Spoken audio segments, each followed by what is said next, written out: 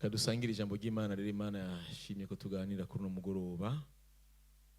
Kasaye badushire ku ijambo turiko turagendera ko canke ijambo ahantu hari ijambo ry'uno mwaka turiko turagendera ko Zaburi ibice 5 ibice 12 umurongo wa 5.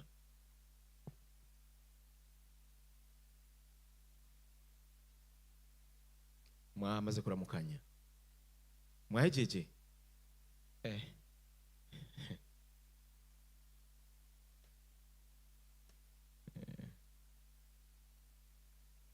Haleluya. Imana ishimwe.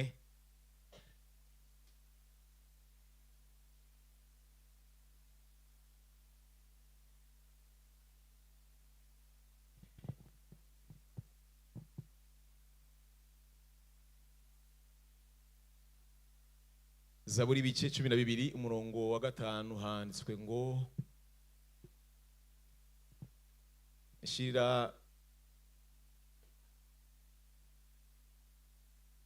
iri en parallèle y'igifaransa uzobukoze.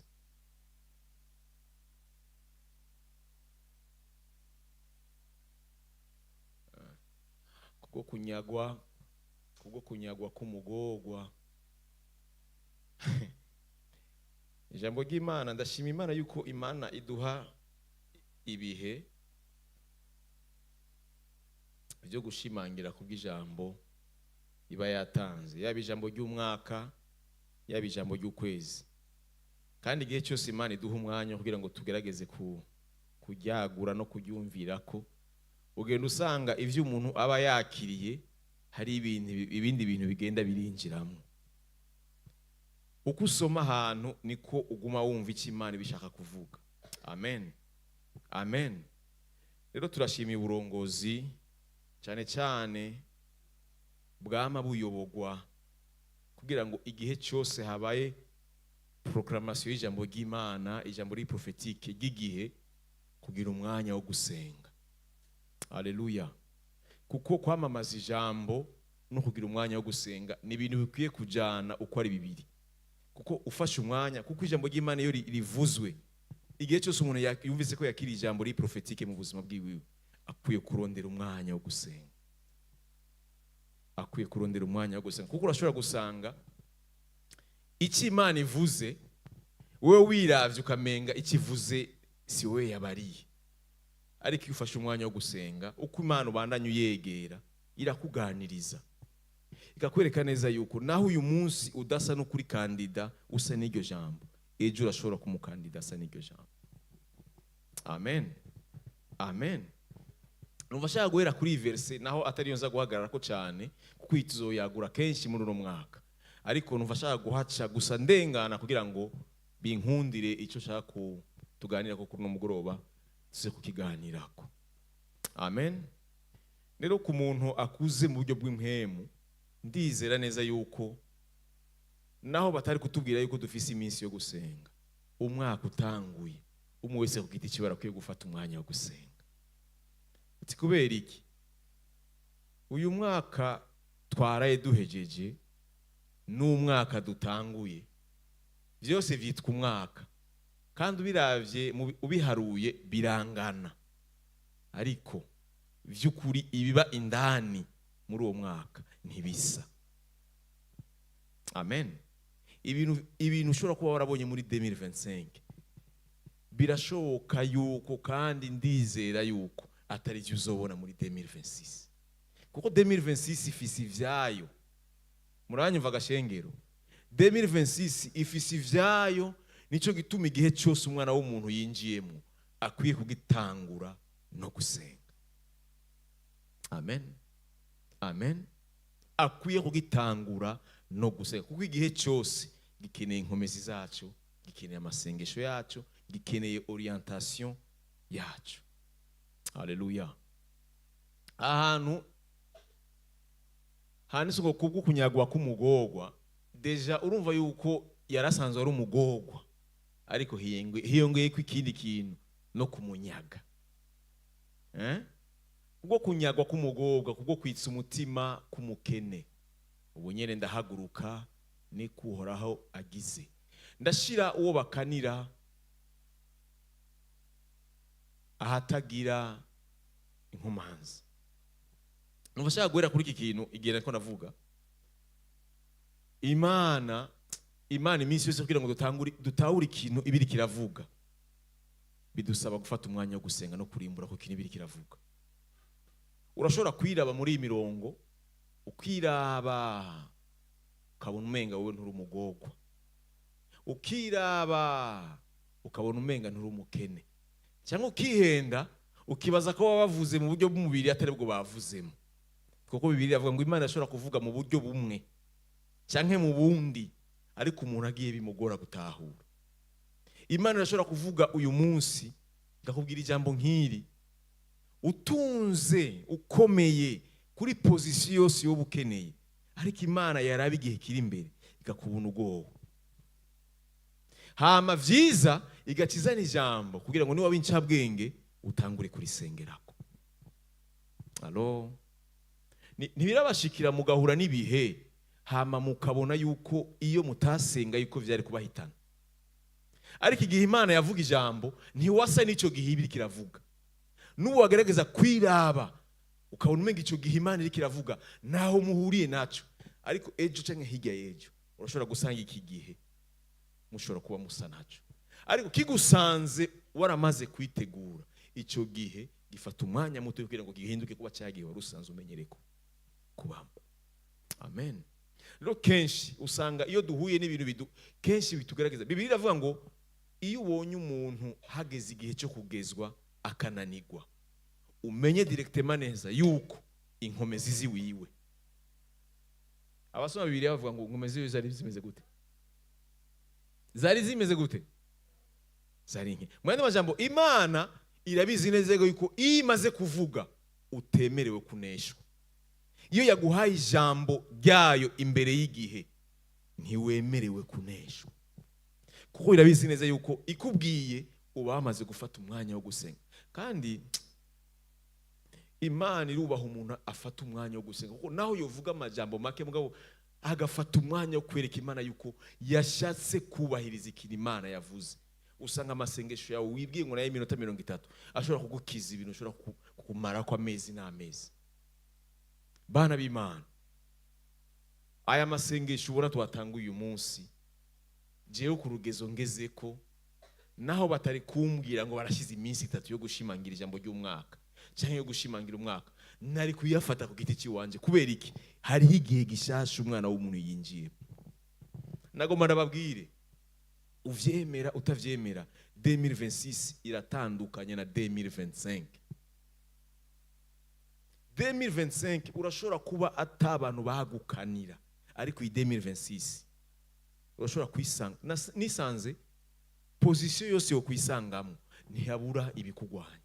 Position yose yo burimwo ntuburi ibikugwanya. Amen. Uyu munsi urashobora kuba ufise abantu batashaka kukoprosa, kukugwanya, kuguseka, ariko ejo urashobora kubabona baza ku nzira yiwawe. Hamugaca wibuka, kumba Imana yari yambwiye nije ntabimenye. Amen. Amen. Haleluya. Mbwirira mugenza we rero, igihe urimwo uko coba kimeze kose, uhamagariwe kwisunga ijambo ry'Imana ry'icyo gihe. Yego. Kuko ijambo ry'Imana niryo riganza igihe. Nagomba ndababwire, uyu mwaka wa 2026 uzogwanzwa n'ijambo ry'Imana twahawe muri uno mwaka. Nivyo nabwiye abantu bicimbize ejo. Ni washaka senga mu buryo bwose bw'ubuhinga bwo gusenga, mugabo usenge uturuna ku ijambo ry'umwaka. Uko wosenga kose ntiwibagire ivyavuzwe mu ijambo ry'umwaka. Nona uyu munsi ko turasenga, ejo ndabizi ko babaganirije kubijanye n'ijambo ry'umwaka, kandi ivyo batubariye ejo ndisiri ko bitandukanye n'ivyo baproclamye umunsi wa 30. Kuko 30 baproclamye ko ari umwaka wo kubona intervention y'Imana. Rero hari umuntu avuga ati intervention y'Imana ndabaza kugira Imana irinde y'intervena, we wananiwe biba vyagenze gute? Ntabwo wumva ko uba wamaze kuba kawo. Oya, tugende mu bwenge. Iyi verbe intervenir, intervention, bakubwiye ko habaye intervention, wowe wumva bimeze gute? Ntumva ko wafashe giturumbuka hari izindi imbaraga ziguteruye iziwawe zanse.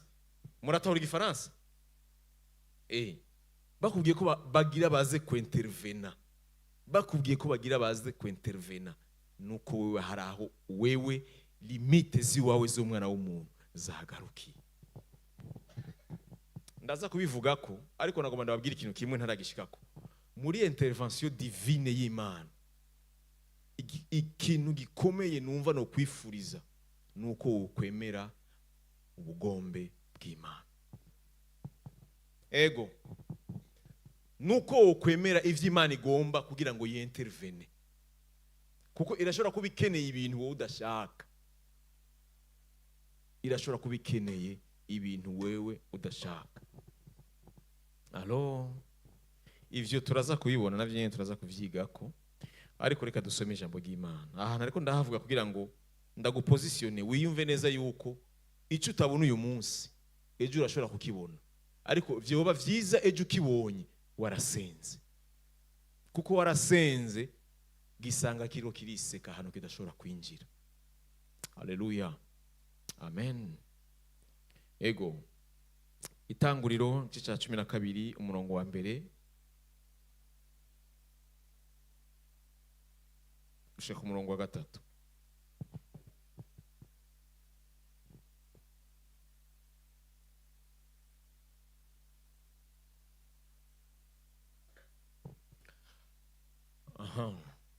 Uhoraho abarira Aburamu ati va mu gihugu cyanyu no mu muryango wanyu no mu nzu ya so, uje mu gihugu nzokwereka. Nanje nzoguhindura ubwoko bukomeye, nzoguha umugisha, izina ryawe ndarigire rurangiranwa, n'abandi baze bagire umugisha ku bwawe. Manuka murongo wa 3.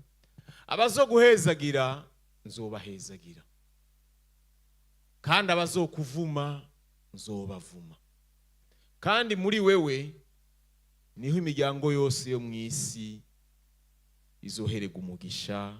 Amen. Ejo mwize ku ijambo rimeze gute? Ndarizi mwo nshaka kubabaza. Mwize ikintu nyamukuru mwumvise muri message babaganije ku munsi w'ejo cyari nyamukuru. Sa?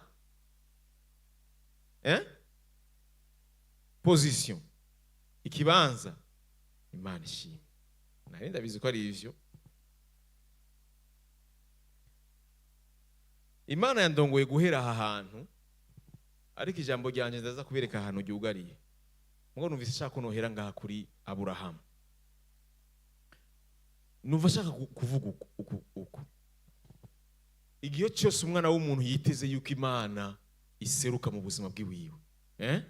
Igihe umwana w'umuntu aba abona yuko we yananiwe, atahanu na hamwe abona yuko inkomezi ziwe zishobora kumushikana, nico gihe intervention y'Imana iseruka mu buzima bwiwe. Kandi rero icyo nkundira intervention ivuye ahandi hantu, izi kwempoza ivyigomba. Alo, iyo haje uwundi muntu agira gutabara, hari ukuntu aba akeneye ko agutabara. Hari igihe akubwira ati kugira ngo ndagutabare hari ibintu kanaka ntegezwa kuraba. Amen, amen. Rero nasanze muri ubuzima bw'impemu ahantu hanini hose Imana yagiye intervene kugira ngo itabare umwana w'umuntu. Novuga ni nk'ibice nka 80% Imana yarempoza umwana w'umuntu ahantu migomba yuko aba imbere yuko iza mu buzima kugira ngo itabare. Hama ibindi bice bikeyi irashobora kuza itamubwiye ko itamuhaye amakondisyo, ariko yaheza kumutabara ikamuha amakondisyo. Nuko bimeze.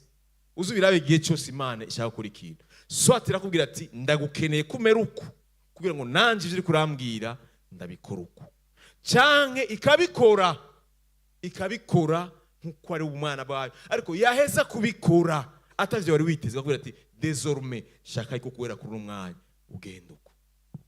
Haleluya, amen. aha rero kuri Aburahamu niho hantu hambere hanjemwo, naho muri Bibiliya huzuye ahantu henshi Imana yagiye igarukira umwana w'umuntu aho bitagikunda ko ashobora kwigarukira. Aha ni Imana yabwiye Aburahamu navuga ngo musaza Aburahamu nta kintu ntiyabona aho bija niho biva. Ugerageje kuraba ubuzima bwiwe, kandi Bibiliya ahitangurira ku murongo wa 12 ntibakubwira ngo yari asanzwe abayeho uku, ariko mu nyuma uriko urasoma muri ya mirongo ikurikira barakubwira yuko imyaka yose yabayeho atamwana yari afise. Amen. Atamwana yari afise.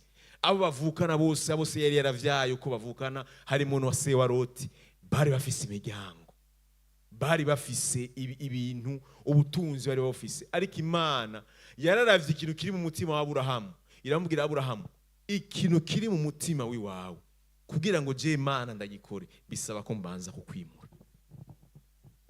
Amen. Mbwira mugenzi wawe, uyu mwaka utegerezwa kwimuka.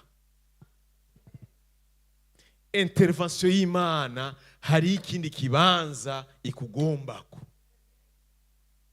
hari ikibanza ikugombako, kandi ico kibanza ndiko ndavuga ntabwo ari kibanza physique, ntabwo ari kibanza cyo mu buryo bw'umubiri, hari ikindi kibanza Imana ikugomba. Bana b'Imana, hari ibintu biteye ubwoba. Uko turushiriza kwitega Yesu niko turushiriza kugwana n'ibintu bikomeye. Uko turushiriza, uko umunsi ugenda buca niko duhura n'ibiremera agakiza, niko benshi bagenda bakavamo. Nukuri uko tugenda twitega ukuza kwa Yesu buca umunsi uza, niko ibigeragezo biriko biraza, ibitugwanya bikomeye niko bigenda biza. Hamukiyumvira none Yesu azoza ryari, nzoba meze gute? Amen. Nukuri no kwitega Yesu konyene kurakwiye kudutuma twambara imbaraga. Kwitega Yesu wenyene, nimba umuntu abizi neza ko ari mu rugendo rwo mu ijuru. Nagomba nababwire, ibintu byose mwari musanzwe muzi ko ku isi bigenda neza, mumenye yuko bizotangura guhindura direction. Ubu ntabwo mukibona yuko kuri atabantu bagishaka kumva ukuri. Ntavyo murabona. Ntabwo murabona yuko iyo umuntu ashize kuvuga ukuri mu bantu ahinduka umwansi. Kubera iki? Ni igihe kitemera ukuri. Ni igihe kitemera ukuri. Ubu uraraba ibintu kwiyumvira ati kubera iki bitari ko bigenda uko vyategerezwa kugenda uko, nico gihe cyavyo. Ego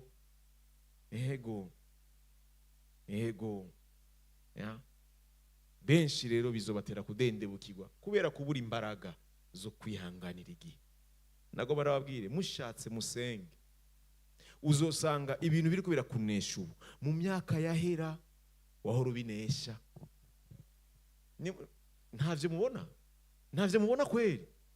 Hari ibintu bisa ngo ati Mana kubera iki kintu kiguma kigaruka, simbona aho mpurira naco mgo, kubera kiguma kiri ku muryango nguma ndakibona. Imana yabwiye Kayini, ndambwira ngo Kayini, atari icya muto yiwe, ndambwira ati Kayini, namaze kubona yuko muri wewe hari intege nke zo gukura icyaha, hari intege nke zo mugabo raba kiri imbere yawe ni wowe wo guhitamo. Nagomba nababwire, uko turushiriza kubona umunsi mushasha niko turushiriza kugwana, niko turushiriza gukenera izindi mbaraga. Ego rero natangwe ndababwira ni uyu mwaka wa 2026 mushatse mwosenga uratandukanya na 2025. Biratandukanye, kontenisi imwe. Urashobora gusanga ivyo wanesheje muri 2025 utahagaze neza uno mwaka bikugwishije. Ndagusubiriyemo kandi ntabwo niko ndakubwira ngo ndagutera ubwoba. Oya, niko bimeze. Bibiliya ivuga ngo uko imisi irushiriza kuba kugira gute? Kuba mibi, ari bari kumurushiriza namubwira gute? Senga, gukorana. Amen. Ego. Umaze kubona umuntu ntakiza gusenga, iyo ahora asenga hasigaye garanti nkeyi muzomubona yaguye. Yego. Umuntu ataza gusenga, umuntu adafata umwanya wo gusenga, ni washaka niwigire ko uri umuhinga ngana gute udafise umwanya wo gusenga. Ni washaka uri ku munara wa undi munini bavuga tujya muntu nakomeye mu gakiza arizera, udafashe umwanya wo gusenga uzogwa. Kuko uru rugendo rw'agakiza rukeneye amasengesho, rukeneye gusenga. Amen, amen. Rero nariko ndavuga nti igihe cyose Imana igomba yuko igarukira umwana w'umuntu, aho umwana w'umuntu atagishoboye gukora ivyo n'inkomezi ziwiwe, Imana yamwimempoza uko igomba yuko imusanga. Haleluya. Imana ishimwe, Imana ishimwe. Uyu yamubwiye ngo shaka kuvuga cyane cyane kuri ikintu cyo kuva hano. Ikibanza Imana bikeneye ku muntu avamo. Va mu nzu ya so, va mu gihugu cy'iwanyu, ndakeneye yuko uza ahantu jewe ndakugomba, ahantu binkundire yuko ushobora kugushikako. None bibaza yuko Imana ivyo yamukoreye ari mu rugendo ariko aragenda, wibaza ko bitari gukunda yuko imukorera ari hari iwabo.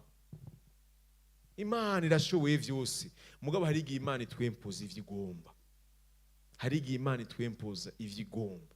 Kandi igihe cyose Imana ashaka kwentervena mu buryo budasanzwe, nagomba ndababwire, iyo mwumvise intervention,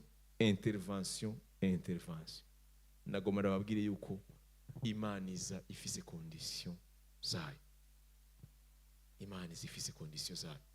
Imana iza ifise condition zayo. Igihe cyose Abisirayeli batakamira Imana babwira ngo turakeneye yuko tukubona, turakeneye yuko ukora ibintu bikomeye, hategerezwa kuba condition babwira ngo ejo, uyu munsi, ejo na hirya ejo mutegerezwa kuba mwamaze kwira gute kwiyesa.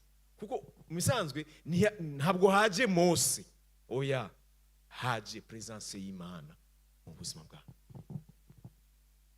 Mbwira mugenzi ati nta mwana w'umuntu aje muri intervention divine, si umwana w'umuntu aza, si umwana w'umuntu aza. Bana b'Imana, nagomba ndababwire muri iri jambo intervention divine, ni gihe Imana ishobora no kurema ikintu kitari gihari. Ego.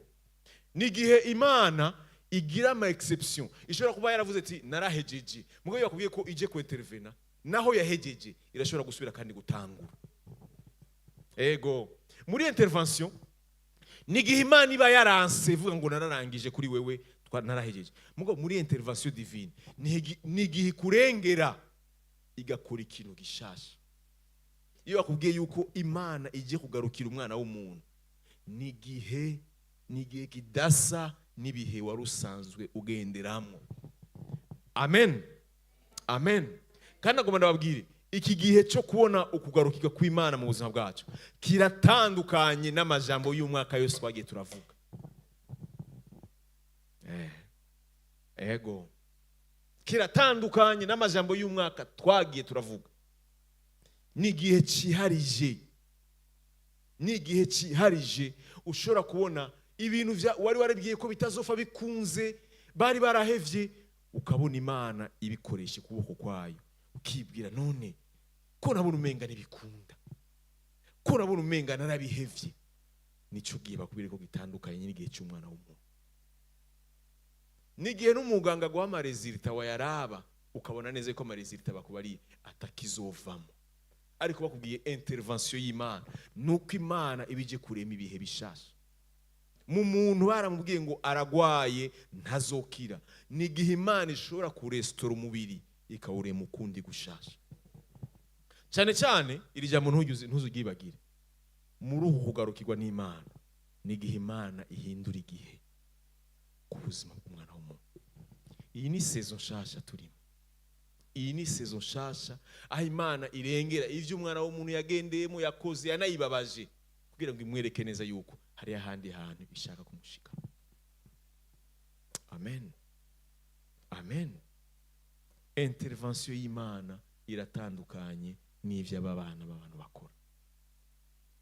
Ni gihe Imana yisidukira, ni gihe Imana ikora ibintu amafaranga yiwe ataguhaye, amafaranga yiwe atagushikanye ko, amakontakte yiwe ataguhaye, amakontakte yiwe badashobora kugushikanako. Ni gihe Imana iza, kandi iyi Imana ije ugaragara nk'umunyantege nke. Amen. Ndababwire, hariyo umuntu atwenga no hagati muri twebwe. Hariyo abantu bariko baratwenga ariko mu bisanzwe batariko baratwenga, bariko bararira. Ego. Hari iri jambo sinzi hari umuntu ari bari le 31. Umuntu ashobora kuba ariko aratwenga ariko vy'ukuri ariko ararira. Wamuraba hanze ukabona umenga aratwenga ariko indani muri we ariko ararira. Haba iyo haje intervention y'Imana ararira kandi ariko aratwenga. Sinzi ko hari umuntu yumva ikintu mvuze. Nico nkundira ndakubwire ndezima iryo jambo. Imana ije, murashobora kuba mwara mubona umuntu mukavuga ati ko afise umunezero mwinshi, kwanezerwa cyane, ntanezerewe arari. Narivuze le 31, nayivuze igihe ba mu mwanya wo kuvuga, nabivuze. Hariyo umuntu muzobona umenga ariko aratwenga ariko vy'ukuri ariko ararira. Hama umunsi mubonye ariko ararira niwo munsi ariko aratwenga bikomeye. Kubera iki? Imana ije mu buzima. Nico kintu kinazoranga uno mwaka. Muzobona abantu barira, haba mwibaze muti ko twora tubabona banezerwa. Kumbe kiyege bariko baranezerwa, ntibariko baranezerwa. Hari abantu Imana izohoza amarira muri uno mwaka. Hari amarira azotemba twe tuyabone ko ari amarira y'umunezero. Hari igihe Imana gukorera ikintu kirengeye ku cyo wahora ucibwira, hakutwenga unezerwa kisanga uri kurarira.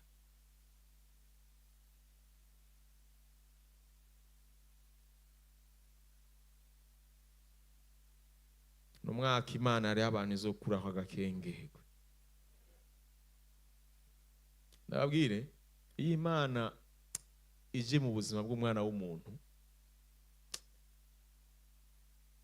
ni igihe kigoye,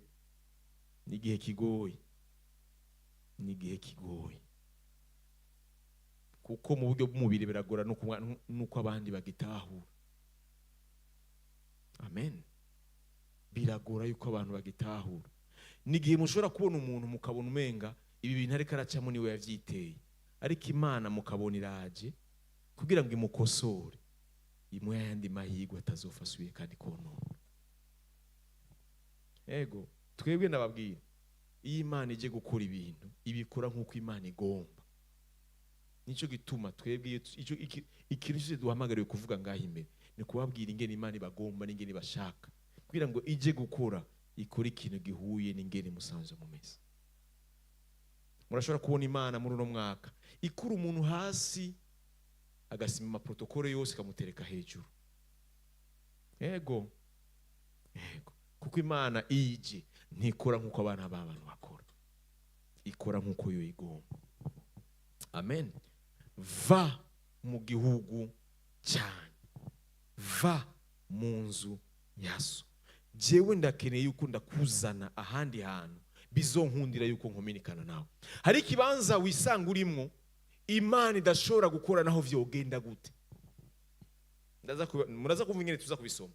Hari ahantu ushobora kwibwira Imana ikakubwira yuko aho hantu itahagushaka, ariko wowe bikakunanira yuko uhava. Hama wowe ukibwira yuko uri kurumva Imana kiri kiravuga, efine Imana ivuga atayumva. Hari ikibanza wisangamo naho Imana yoba ikeneye kugutabara gute bidakunda yuko ishikaho hantu. Kubera iki? Hari ahandi hantu ikugomba. Ndiko ndavuga ikibanza, ndashobora ko ndiko ndavuga karakter, ndashobora ko ndavuga inyifato. Allo, ndashobora ndiko ndavuga ingene ubuzima bwawe bumeze. Ikibanza birashobora kuba ari uguhindura ingene uvuga. Ikibanza birashobora kuba ari uguhindura ingene wibwira ko ibintu bitegerezwa kuba. Ikibanza birashobora kuba ari ingene ushaka wowe ibintu. Allo, iyo witeze yuko Imana iza, wemera condition zose Imana yempoza. Amen. Amen. Amen. Hari igihe usanga decision n'ingene tubwe tugomba ibintu kenshi arije bitubereye obstacle y'ahantu Imana ishaka kudushikana. Ndabaye nk'akarorero, hari umuntu ashobora kuvugira Imana ati je ndakeneye kunkura ahantu mba iyi nzu mbamwo unyimure ungire unshira ahandi hantu mu kugira ngo ubonye intervention y'Imana. Mbwira mugenzi ati intervention y'Imana iza mu buryo butandukanye. Mumbwirire iza mu buryo butandukanye. Ugasanga kugira ngo bigukundire aho ushaka kuva ugenda ahandi hantu hategerezwa kuza ibintu biguseka, hategerezwa kuza ibintu igitero cy'ibibazo. Ushobora kubona umuntu ugasanga uwupangiye araguhindutse. Mwene majambo vyaranse yuko uhava Imana igira mukoresha kugira ngo akwirukane.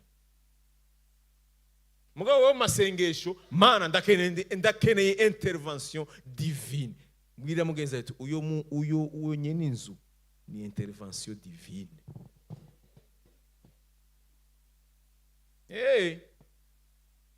Hari abantu bazi kumira ku bintu bashaka hama ntibamenye ingene Imana yigomba ibintu. Nagomba ndabwire muri intervention divine utarekuye ntiwakira.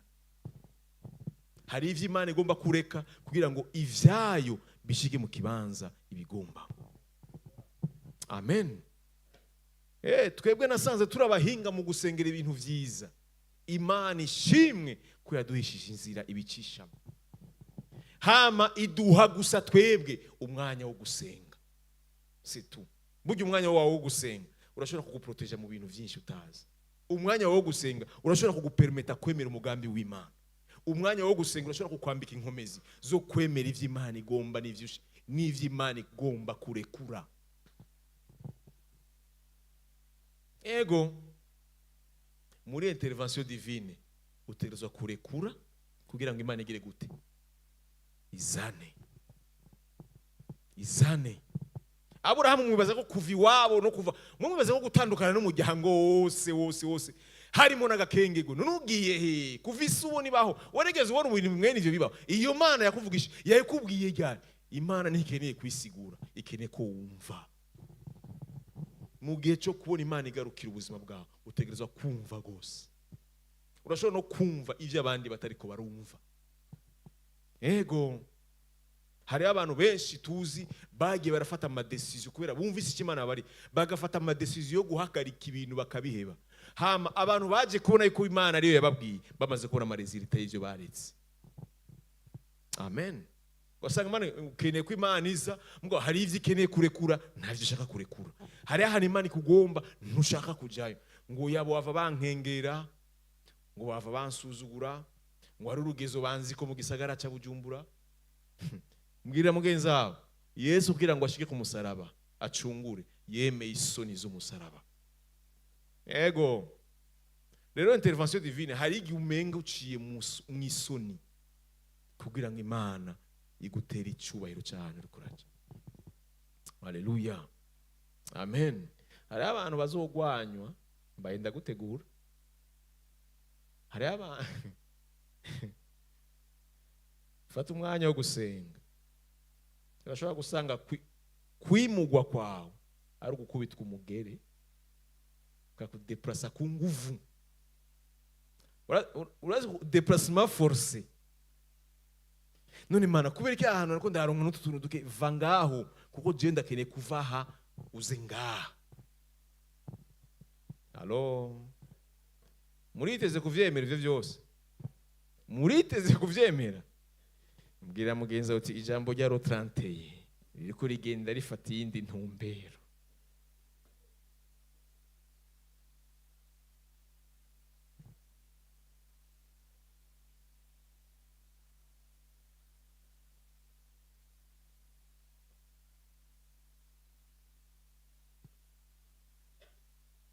Amen. Hari ijambo navuze nti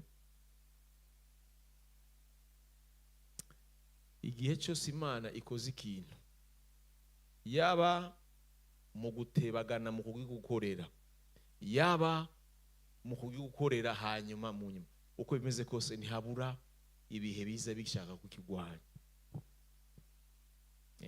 Hari abantu basubisa canke bumva baremerewe nuko Imana itarakora ikintu. Ico gihe kabaremera, aho baciye ko bakababaza ikibazo kanaka bakabura ingene bacishura. Muhungu umukobwa kubera kutararongora, kubera kutararongogwa, ico ni gihe cyo kugezwa Imana itarakora ikintu. Hariho n'abandi bagezwa yakoze ikintu ngo uri siri ko bijya bintu ari Imana yabimukoreye, ngo uratubaza twe tukubwira aho yagiye. Hehe, mbwira mugenza w'igihe cyose kiragezwa, ariko ni vyize ko gisanga umuntu yaragiteramiye yaragisenge. Nakumara kubwira urashobora kwibwira ngo je Imana ni yanyishura sizohura n'ibintu vyo mbuza amahoro. Nagomba nakubwire muragenda mubaze abantu bari ko baraca mu bigeragezo byo kwihanganira umugisha barimo. Nagomba nakubwire igihe cyose ntikibura abantu bagikritika, ntikibura abantu bagikritika. Genda murabe ntubura. Benshi muri mwebwe hariho abantu babahevye. Kwisi yaratangaje, kwisi yari bitangaza bigoye gutahura. Urashobora kubona abantu ufise abagenzi bashaka kwijana mu bukene bose n'abagenzi babo, Imana iguhezagire. Igihe bamaze guhezagirwa, abo wibwira ko ari abagenzi bagahinduka abansi. Urashobora ari umuntu ashobora guhaguruka akakugwanya kubera wagiriwe neza. Yego, mbwira mugenzi ati wewe nawe uzomunesha gute ko yaje mu gihe wagiriwe neza. Hari umugenzi wo mu bukene, umugenzi wo mu bukene biramugora ko umugenzi wo mu butunzi. Nibakeba bazi kwihanganira. Hari umuntu bitamukundira ko umugenzi waheza giko ataraheza. Hari abantu bigoye, abo nabo witeguye kubihanganira gute? Kwabo arabo mu gihe Imana iba yamaze ku intervene. Bigusaba imbaraga, igihe cyose bigusaba imbaraga, bigusaba imbaraga. Izo mbaraga nazo uzironka bivanye naho wiposition, aho wafashe ikibanza. Hariho byari abantu nabonye mu buzima, iyo udaca, iyo mwese muri kuri niveau imwe, muri abagenzi cyane cyane, musangira inkuru z'umubabaro n'indoto musangira zimwe, ariko wihende Imana ise niyo guhindurira ubuzima. Ikintu kuvuga muragitahura, muramaze kukibona mu buzima. Nimba utarakibona uzokibona. Hari umuntu ashobora kugucikira umwansi mama kubera wamaze guhezagirwa. Hamukivira n'uyu muntu bimeze gute? Je narizi yuko yonezerwa kubera ndikunda hezagirwa, mugabo akaguhindukira umuntu ugasanga mutandukanye kubera uhezagirwa. Igihe wari umukene mwarafatana karamata. Yego, ndakubwiza ukuri, ikintu niko ndakubwira. Kandi rero nasanze kugeragezwa iyo wagiriwe neza n'Imana bisaba imbaraga nyinshi gusumba kugerageza utarabona kugira neza kw'Imana. Kuko uravugwa, umuntu ashobora kugukritika, umuntu ashobora kukubwira nabi, umuntu ashobora kukwanduza. Kubera iki? Hari ahandi hantu Imana yagushikanye. Icyo gusa. Amen. Mbwira mugenzi wawe, ukeneye intervention y'Imana, ugeneye ko Imana bari yigaruka, hari ahantu ikugomba, hari ukuntu ikugomba. Kandi ndizera yuko uko wari umeze umwaka wese si gutegereza kubona umwaka. Kuko nimba abakristo bahamagariwe kugwiza inkomezi uko umwaka uhera, uko umwaka uhera bahamagariwe kwambara inkomezi. Murabe neza mu bugwaneza umugiti utambaye inkomezi, mu ndabire ututambaye inkomezi uzogwa. Mubwire mu bugwaneza nta nzigo irimo, position yose yo kwisangamo utambaye imbaraga. Murabizi ko mu gakiza hari position. Bibiliya ivuga ngo amaze kubakiza yagize gute? Yabimuriye muki ibimurira mu bwami bw'umwana wayo Mugakiza ni muri position. Iki Imana yaduhamagariye ku maintain iyi position turimo. Iyo umuntu atemeye gufungura ibintu bijyanye n'igihe harimo n'ikibanza arimo, yisanga yasubiye inyuma. Je morangirira ikibazo n'ibibazo byinshi umuntu asubira inyuma haheze nk'imyaka 10 akijijwe. Urazi gusubira inyuma haheze imyaka 10 ukijijwe, wisanga utangiye gukora vya bindi waherukirako. Abandi nabo ntibari kuri ivyo, bageze ku rundi rwego. Ntushobora kubashikira naho ugira gute? Ntushobora kubashikira. Murazi ikindi kintu Imana iduhamagarira kugira ngo twame tuzigama ikintu Imana baraduhaye. Nuko iyo umuntu bana b'Imana nimba ari ikintu giteye ubwoba, iyo umuntu aguye yarakijijwe, kugira ngo ahagarare biragoye. Kugira ngo ahagarare biragoye. Asubire gusubira kandi guhagarara neza uko yarameze ataragwa biragoye. Biragoye.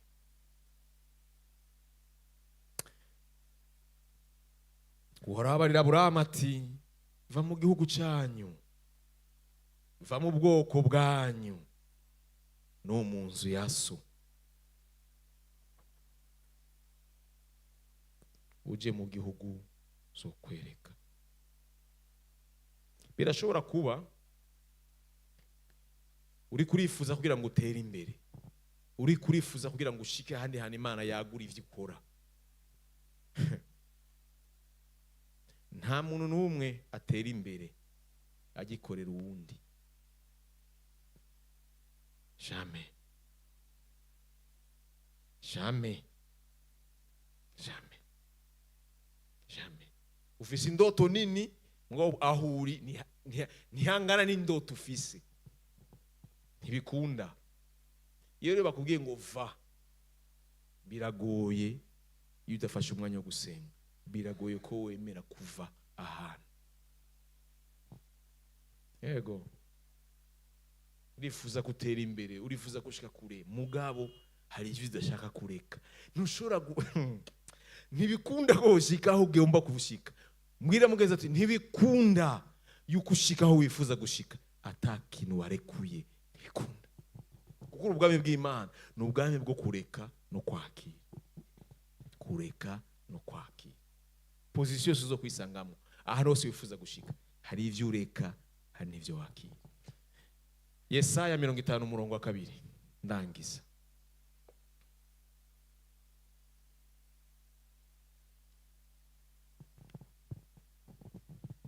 Yesaya 50:2 shira kuri screen.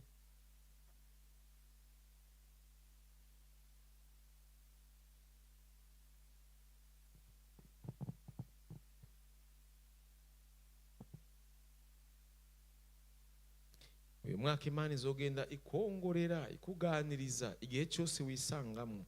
Nk'ubu urana nk'uyu munsi uhuye n'iri jambo ry'Imana yampaye, ejo ntuzi iryo revera azovuga, kandi naryo nyene utegereza kurishira mu ngiro.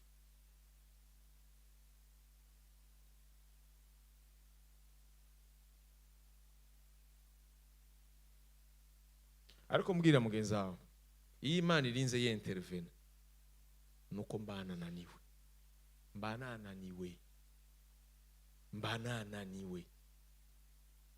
Iyi ni message ya mbere mukwiye kumenya. Iyo ubonye intervention divine nuko wewe haraho wananiwe. Uyu munsi urashobora kuba waramaze kunanirwa, canke ejo urashobora kunanirwa, kugira ngo Imana ize. Dusome handitswe ngo aho Imana yari kirabwira Abisirayeli, sivyo? Mbega aho naza niki cyatumye ntagira uho ndahasanga? Ndafise ikibazo numva shaka kubaza nanshaka kwibaza. Ko Abisirayeli bari bakiri muri Isirayeli, aho hantu Imana ivuga ko yaje isanga siho bari, ni hehe? Alo? Ko naje hama sinagira umuntu ndahasanga, Imana yaje kuko nimba ari igihugu Israeli niyo bari hari umuntu yumva, hari umuntu yumvise ikintu meje gusoma, kuba mu gihugu cy'iwabo niyo bari none ikibazo gikomeye cyane, Imana aho hantu yaje ni hehe? Ko naje mbega aho naza, mu yandi majambo, igihe narinje kugira gute? Kwentervena, igihe narinje gutabara, igihe narinje gukora. Kubera iki gihe naza gukora ntahagusanze ni hehe? Ntabwo wumva ko hari ikindi kibanza Imana igomba, ntabwo wumva ko hari ahandi hantu Imana ishaka. Umviriza kondisiyo z'ahantu. Hariho kondisiyo ziteye ubwoba, kandi kondisiyo zo gutabara, kondisiyo zo gutabara kw'Imana zidepanda n'aho uri, bitangurira aho uri, niho byose bitangurira. Umviriza ikibazo gira kabiri. Ubwa mbere yaraje mu kibazo, ubwa kabiri ngahamagara. Nababariye, urashobora kuba uri ngaha, wowe ukibwira uri mu kibanza Imana ivuga, mugabo Imana iri kiravuga ntiwumve n'ikintu na kimwe, kandi Imana iri kiravuga. C'est très dangereux, birateye ubwoba, kuko wowe urashobora kubibwira ngo uri kurumva, kumva Imana iri kiravuga nta na kimwe uri kurumva. Amen, amen. Hari ikibanza Imana idugomba ko kwidusanga, hari ahantu Imana igomba yuko niyaza, aho hantu ni kuri ligne droite hamwe nayo. Aho hantu na hantu yonyine tugomba, atamwana w'umuntu ikeneye yuko adusanga aho hantu. Alo, amen. Mwende majambo, mu buzima bwawe iyi 2026 hari ahantu utegerezwa kwimukira, hari ahantu utegerezwa kwimukira. Hajanye niki? Uri obligé. Hajanye niki? Hajanye no kugira ngo Imana igusanga aho hantu, kandi aho hantu niho hagupermeta kumva. Utahari aho hantu ntiwumva,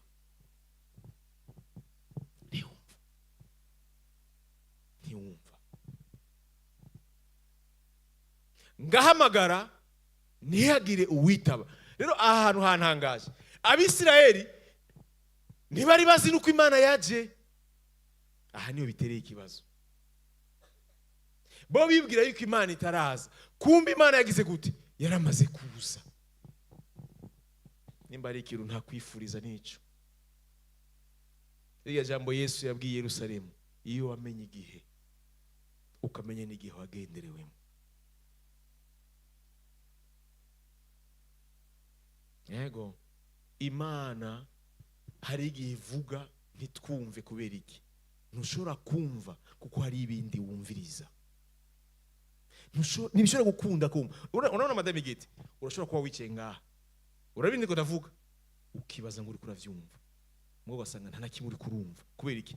Bidepandana n'ahantu, kuko aho hantu niho hapermeta yuko amatwi yawe yumva. Yego, igihe cyose kugira ngo twumve icyo Imana igomba, tubanza kwanza kuba turamaze kubeyisa icyo yatubwiye mu nama. Muze murabe ibitangaza byose by'Imana bitangurana no kumvira Imana. Byose nicyaki nababarira, iyo nayo bidatanguranye no kumvira Imana, après kubikora biherezwa no kuyumvira.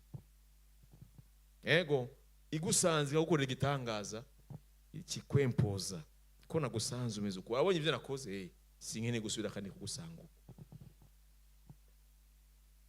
Ama intervention divine yo muri Bibiliya, abo Yesu yasanga ku kidengere cy'Bethesida bagwaye imyaka n'imyaka, yaheza kubakiza batari baje bamwiteze. Ariko Bibiliya ikavuga ko Yesu yarabizi yuko bamaze igihe kirekire, aheje kumukiza ambwiye ati genda, ntuzusubire gukora ibyaha.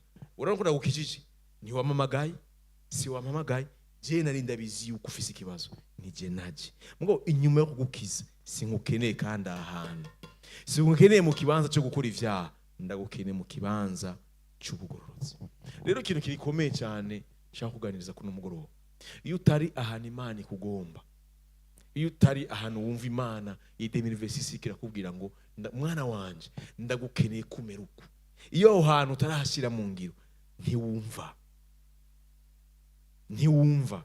Kandi ingorane nyiramukuru, urashobora kuba witega yuko Imana izoza, kumva ugasanga yaraje ariko ntiwigeze uyibona. Kubera iki? Yaje aho yibwira. Imana ikubwiye yuko izo gutabara hari ibintu kanaka wamaze kurekura. Urazi ngene bigenda, iyoyo ica yipositiona handi yakubarira. Muravyumva? Iyo yakubwiye yuko ari ibintu ureka, iyo imaze yakubwira ngo rekura iki kintu kugira ngo nkore iki, uranyumva ga divine, yoyo ico yakubariye kurekura iba yamaze kukibwira, igenda kukurindira kuri cya kindi yakubwire ko wavufata. Haja rero utahagiye wowe guma wibwira ngo uraca handi wanse kurekura, wibwira ngo izo haviza ngo nawe bimeze uko, ntiza hama yakubwira ngo ni kubera iki naje singusanga aho nakubwiye. Amen. Subiriza ameze, subiriza ya murongo manuke. Ntihagire ngahamagara, ntihagire uwitaba. Mbega ukuboko kwanje kwabaye kugufi ngo kunanigwe gucungura. Mwene majambo, ivy'Imana yo meme n'ukuboko kwayo kugira ngo ije kuzuza ivyo bayakubariye, imbaraga zayo zigusanga aho hantu nyene. Aho hantu nyene kugomba niho wumva, aho hantu nyene kugomba niho ubonera ubutabazi. Atari uko nibikunda. Haleluya. Canke se nta bubasha mfise bwo kurokora. Erega iyo nkankamiye ikiyaga ndagikamya. Urazi ibi navyo kirirata, ibiri kiravuga, nibiri kiravuga mu mwanya we wibwira ngo none nore kuri ibi vyogenda gute. Urazi ko hari abantu binanira kurekura ibintu Imana babuza, bakibwira ngo nukuri ngo hamwe ibintu birekura ngo ari ibindi bibazo vyava bize, ngo none ngo nk'ubunde ku iki kintu ngo ejo ngo zoca mbaho gute. Soma ibi bikurikira, niyo nyinshi urumva no guha ibi bikurikira. Imana ashobora kubikira kubuza ati reka ingeso, niyo amara gufata decision kuyireka, niho ushobora kuguha imbaraga zigushoboza kugira ngo bikunde aho warekuye bigukundire kubana. Ngo kibwira ati ngoya ngo Imana ngo irabona yuko izo bikorana na hamwe nuko. Oya, uyu mwaka uganjwe cyane na imposition y'Imana igomba. Uyu mwaka uganjwe n'Imana ishaka. Uyu mwaka uganjwe nuko Imana ikugomba. Haleluya. Imana ishimwe. Yego. Mana ndakeneye iki kintu. Imana neti irekura iki nkora iki.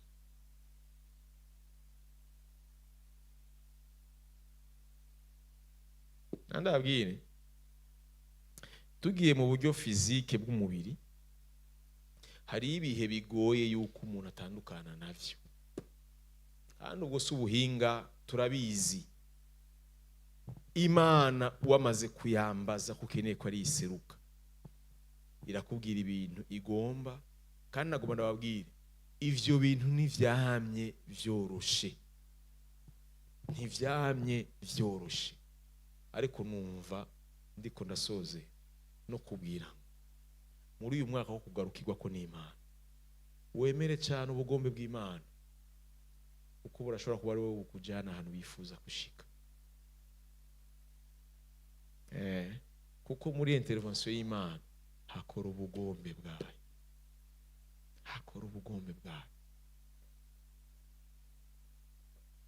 si wowe wicira inzira, ni gucira inzira.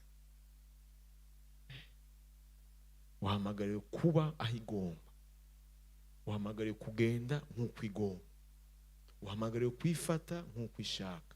Ivyo bizo gukundira kumva ikiri kiravuga, bizo no gupermeta kubona ivyo iri kirakora. Amen.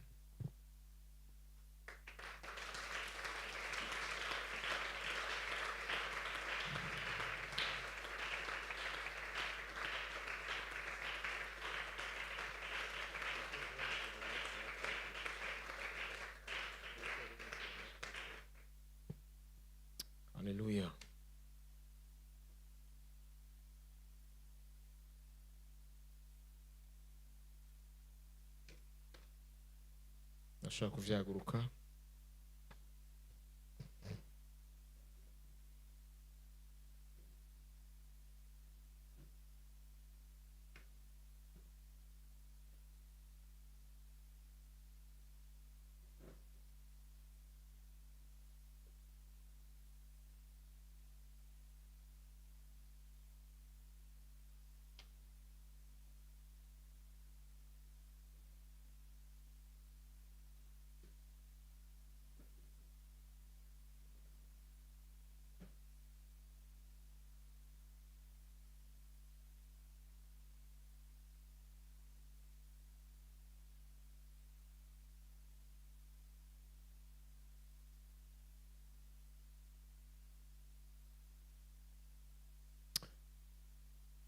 Amen. Reka dufate umwanya wo gusenga. Kandi muri iyi minsi dufise y'amasengesho, ufata umwanya wo gusenga ku giti cyawe. Cyane cyane unasengera igihe gishasha turimo mu ntango z'umwaka. Usenga Imana kugira ngo igushoboze muri uno mwaka. Ikuje imbere mu byo ugomba no mu byo igomba. Usaba Imana ikuyobore, ikwambike inkomezi. Hari imbaraga ukeneye muri uno mwaka wa 2026 zitandukanye n'imbaraga zo muri 2025. Biratandukanye. Ndabasubiriyemo, biratandukanye. Biratandukanye. Fata umwanya wo gusenga. Fata umwanya wo gusenga. Fata umwanya wo gusenga. Fata umwanya wo gusenga.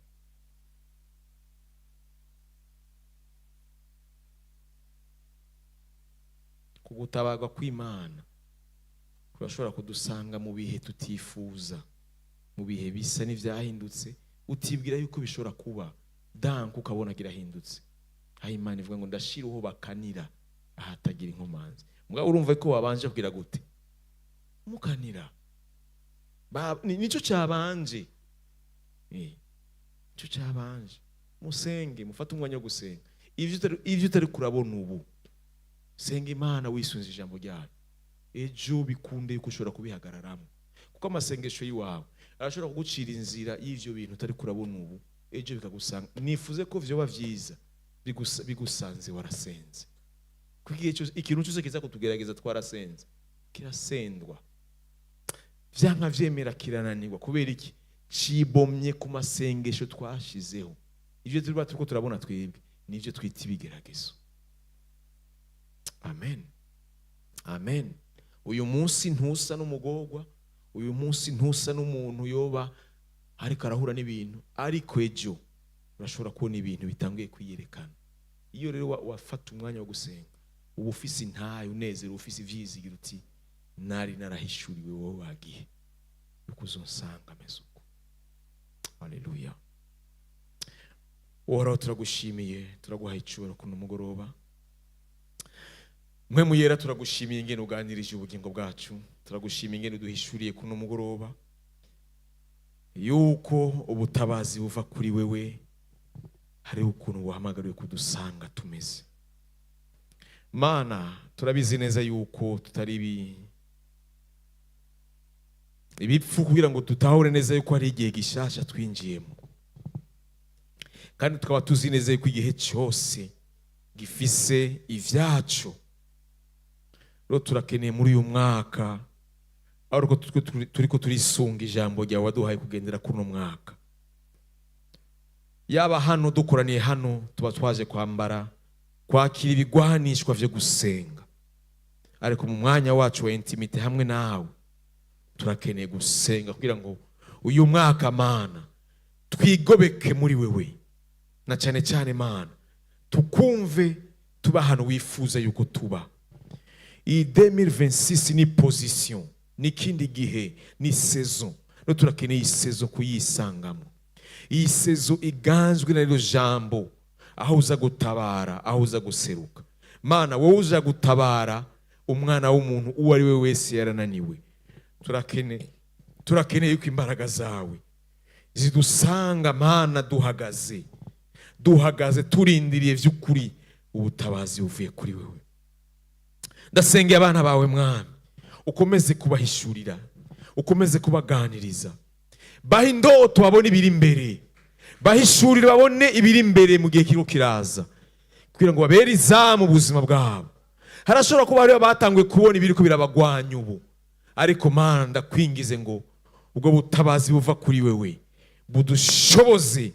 budushoboze guhagarara, budushoboze Mana kwambara ibigwanishwa vyose vyo kwizera, kugira ngo duhagarare tugwanye ubugunge bwose bw'umugwanizi, tugwane ubugunge bwose bw'umugwanizi. Position yose Mana tuzokwisangamo muri 2026 turakeneye kwambara imbaraga zihuye n'umunsi wose twisangamo. Umunsi wose buri gitondo turakeneye imbaraga nshasha, buri gitondo turakeneye inkomezi, buri gitondo turakeneye Mana kujana nawe, buri munsi turakeneye Mana kumva icyo uri kuravugana natwe. Ntidukeneye kumva utubwira ngo naraje ariko sinagira uwo ndahasanga. Turakeneye ikibanza wifuza yuko udusangamwo, aba aricyo kibanza twisangamo. Natwe Mana turakeneye imbaraga zo gutandukana n'ikintu cyose utagomba muri 2026. Turakeneye kwitandukanya guhera muri karakteri. Ushobora gusanga karakteri y'iwacu ari tubereye inzitizi, ingene twishura, ingene tureyagisa, amareaction y'iwacu Mana ugasanga uko dushaka siko tumeze.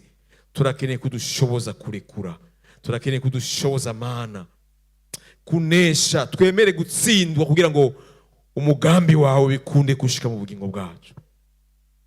Dushoboze kunesha ibitunesha, duha imbaraga zo guhagarara. Ijambo ryaravuga ngo abakwiteze bazokoma biyubura mu nkomezi nshasha. Ndasengeye umwana wawe wese yiteze guhura nawe, ukene kukubona Mana umwambika imbaraga zo kukwitega, umwambika imbaraga zo kukwitega, umwambika imbaraga zo kukwitega. Uganirize imitima yacu mu buryo bwose kugira Mana ngo tukumve, utwibira amabanga yawe mu buryo bwose kugira ngo tukumve. Buri mukozi wawe wese azohagarara hano twumve icyo ugomba kutuganiriza biciye muri we, kandi Mana vy'ukuri amatwi yacu acumve neza, kugira Mana ngo bidukundire Imana twiteze, kugira neza ko Imana twiteze muri uno mwaka tukubone mu buzima bwacu. Urakoze mpwemu yera, turagushimiye. Komeza rero kuganiriza abana bawe, bakomeze kuza kubw'ijambo baje kumva, kugira ngo amajambo tuje kumva kuno mugoroba asubire kandi adushikane mu kindi kibanza, asubire kandi atuduze, asubire kandi adushikana aho Imana igomba, kugira ngo bikunde Imana kutugarukira, biba ari ibintu vyoroshe mu buzima bwacu. Urakoze mwami, ishimwe n'icubahiro bibi vyawe. Urakoze kutuganirije. Ibisigaye ndasengeye abana bawe ubaherekeze, jana nabo ubazigame, cyane cyane ubashoboze kugira ngo bikunde bajyane nawe uno mwaka. Muri izo ntango z'umwaka turiko turasengera umwaka, turiko turasengera n'ijambo waduhaye uno mwaka. Dushoboze bikunde dutangurane nawe uru rugendo. Turashobora kuba twinjiranye mu no mwaka ingeso zitaguhimbara, ariko mwami turakeneye kwambura icyo kintu cyose kitabereye, kugira ngo imbaraga zawe bikunde yuko zidushikako. Icubahiro cyose kibi cyawe. Iri joro tubere ijoro ry'umugisha, tubere ijoro ry'amahoro, tubere ijoro ryo kuganirizwa nawe, kugira ngo bikunde tujyane nawe bigi mu buzima bwacu bwa misi yose. Urakoze, icubahiro cyose kibi cyawe, mu izina rya Yesu Kristo umwami wacu, amen. Ijoro ryiza, Imana ibazigame bashikana amahoro mu ngo zanyu naho mugiye hose, amen.